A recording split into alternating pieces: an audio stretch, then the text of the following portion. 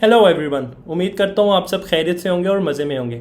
मेरा नाम अजीम है और आज की वीडियो न्यू फ्रीलांसर्स के लिए बहुत इंपॉर्टेंट है। आज की वीडियो में मैं आप लोगों को बताऊंगा कि आप किस तरह से अपवर्क पे अपने स्किल्स के मुताबिक जॉब सर्च कर सकते हैं और सबसे इंपॉर्टेंट चीज़ प्रपोजल, एक वेल रिटन प्रपोजल आप किस तरह से लिखते हैं और किस तरह से आप एक वेल रिटन प्रपोजल लिखेंगे। मैं आप लोगों के साथ अपनी स्क्रीन भी शेयर करूंगा जिसमें मैं आपको प्रपोजल लिख के भी बताऊंगा और आप लोगों के साथ इंपॉर्टेंट टिप्स शेयर करूंगा which will help you in writing a well written proposal. So let's start today's video. Account में लॉगिन कर लेंगे तो कुछ इस तरह से आपको डैशबोर्ड या होम स्क्रीन मिलेगी। तो होम स्क्रीन पे ही सारी जॉब्स जो मेंशन्ड है, जो कि लेटेस्ट जैसे जैसे आती जाएगी वो ऊपर ही शो होती जाएगी। जिस तरह से आप ये देख सकते हैं कि ये need a website for my business, ये एक जॉब है जो कि जिस पे 5 से कम प्रपोजल सबमिट हुए हैं और एक क्लाइंट का पेमेंट मेथड भी वेरीफाइड है और ये यूनाइटेड स्टेट्स से है। तो एक टिप तो ये है कि अगर आप फ्रेश हैं या न्यू फ्रीलांसर हैं तो कोशिश करें कि उस क्लाइंट की जॉब पे आप बिड करें जिसका पेमेंट मेथड वेरीफाइड है और जिस पे कोई रिव्यू हो, ताकि आपके चांसेस बढ़ जाएं कि क्लाइंट आपको रिप्लाई करे। तो मैं क्या करता हूँ, या तो मैं बेस्ट मैचेस में जाता हूँ और फिर वहाँ से जाके मैं सर्च करके प्रपोज़ल सेंड करता हूँ। तो अब मैं आपको दिखाता हूँ कि आपने प्रपोज़ल अपना किस तरह से लिखना है। ये जिस तरह से ये एक जॉब पोस्ट हुई है प्रोडक्ट वेबसाइट, इसको क्लिक करके ओपन कर लेता हूँ। इसकी रिक्वायरमेंट्स को मैंने पहले से ही पढ़ लिया ताकि हम वीडियो को ज़्यादा लेंथी ना करें। तो आइए मैं आपको प्रपोज़ल सबमिट करके दिखाता हूँ।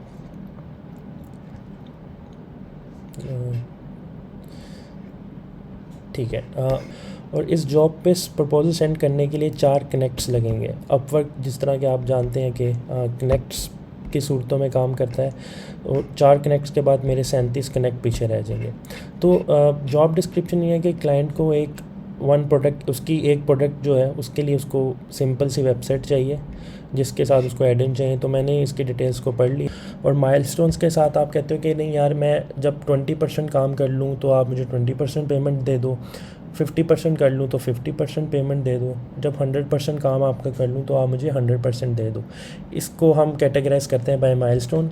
और बाय प्रोजेक्ट मतलब आप एक ही बार सारा काम करके एंड पे पेमेंट लेना चाहो। तो मैं प्रेफर करता हूँ बाय प्रोजेक्ट। मैं चाहता हूँ कि यार एक ही बार मैं सारा क्लाइंट को काम दे दूँ और वो एंड पे जब वेरीफाई कर ले उसके बाद मुझे पेमेंट दे। तो मैं अपनी उसकी क्लाइंट की जो जॉब की अमाउंट उसने थी उसकी था 300 उसका बजट था। तो आप इससे, अगर आप तो न्यू हैं तो आप कोशिश करें कि ना आप इतना ज़्यादा रखें ना आप इतना कम, तो आप मिड में लाए करें कहीं पे। हाँ, अगर जब आपके पास प्रोफाइल इतनी स्ट्रॉन्ग हो जाए तो तब आप अपनी मर्ज़ी की अमाउंट उसको कोट कर सकते हैं। तो मेरी प्रोफाइल थोड़ी स्ट्रॉन्ग है तो मैं यहाँ पे उसको 300 ही रखूँगा, मैं इसको छेड़ूँगा नहीं। तो हाँ, अपवर्क ये $60 अपवर्क की फ़ीस हो जाएगी और उसके बाद जो मुझे अमाउंट रिसीव होगी वो होगी $240। कितने देर में मैं इसको कंप्लीट कर दूँगा, तो मैं इसको लेस देन अ मंथ में ही कंप्लीट कर लूँगा। और ये कवर लेटर, यहाँ पे आप अपना प्रपोज़ल क्लाइंट को सबमिट करेंगे। मैंने ऑलरेडी लिख के रखा है, मैं उसको यहाँ पे पेस्ट करूँगा। और अब मैं आपको थोड़ा सा ब्रेक थ्रू करके दिखा देता हूँ कि मैंने अपने प्रपोज़ल को किस तरह से लाइन अप किया है। अच्छा, सबसे पहले तो अगर तो क्लाइंट का नाम मेंशन है तो आपने उसको उसके नाम से पुकारना है। आपने हाय डियर सर करके उसको बिल्कुल नहीं मुखातिब करना, सिंपली उसको नाम से पुकारें। अगर नाम नहीं है तो हे देयर, उसके बाद उसकी खैरियत, I hope you are doing good. बस, ज़्यादा आप फ्रेंडली होने की हमें कोई ज़रूरत नहीं है उनसे। अगर हम ज़्यादा फ्रेंडली होते हैं तो ये एक बुरा इम्पैक्ट जाता है एट द स्टार्ट ही। तो उसके बाद जिस तरह के मैंने इसकी रिक्वायरमेंट पढ़ी है तो मैंने उसके मुताबिक अपना जॉब प्रपोज़ल लिखा है कि I will help you in developing a single page WordPress website for your product. There will be all the add-ons options as well. I have check the reference website which you have shared and also I have check the theme which you have shared. तो client ने इस job की description में अपनी एक reference website भी मेरे साथ शेयर की थी, मेरे साथ क्या सबके साथ शेयर की थी कि जिस तरह का वो डिज़ाइन चाह रहा है। और उसके साथ ही साथ उसने एक थीम भी शेयर की थी कि यार हाँ, ये थीम भी यूज़ कर सकते हैं। तो मैंने उसको चेक किया पहले और उसके बाद उसको बताया कि मैंने उसको चेक किया। और उसके बाद मैंने लिखा है कि I will use a light weight theme to achieve the design so that the website will load faster. Your website will be responsive to all the screen sizes and it will be SEO friendly which is super important as well. उसके बाद मैंने कहा कि यार मैं एक light weight theme use करूँगा ताकि उसकी वेबसाइट जो है वो फास्ट लोड हो, क्योंकि आजकल जो मॉडर्न वेबसाइट बनती है गूगल रैंक नहीं करता अगर वेबसाइट स्लो हो। तो ये मैंने लिखने से क्या होगा, ये एक मुझे एज मिलेगा कि अगर क्लाइंट पढ़ेगा तो उसको ये चीज़ फैसिनेट करेगी कि हाँ यार ये एक अच्छी चीज़ मुझे प्रोवाइड कर रहा है कि अगर लाइट वेट थीम यूज़ करेगा तो मेरी वेबसाइट लोड जल्दी होगी, तो गूगल में अच्छी रैंक करेगी, तो उसकी ज़्यादा प्रोडक्ट्स बिकेंगे। उसके साथ ही साथ मैंने उसको बता दिया कि उसकी जो वेबसाइट होगी वो मोबाइल, टैबलेट, आईपैड हर स्क्रीन साइज़ के मुताबिक रिस्पॉन्सिव होगी, और उसके बाद एसईओ फ्रेंडली भी उसकी वेबसाइट होगी। तो ये जो 3 से 4 पॉइंट्स जो मैंने लिखे हैं ये क्लाइंट को सिर्फ फैसिनेट करने के लिए कि क्लाइंट मेरी अगर प्रपोज़ल को पढ़े तो मुझे रिप्लाई करे। तो अगर मैं ये नहीं लिखूँगा तो क्या होगा, इससे क्या होगा कि जो चांसेस होंगे वो थोड़े से डिक्रीज़ हो जाएंगे अगर मैं कॉपी पेस्ट करने शुरू कर दूँ।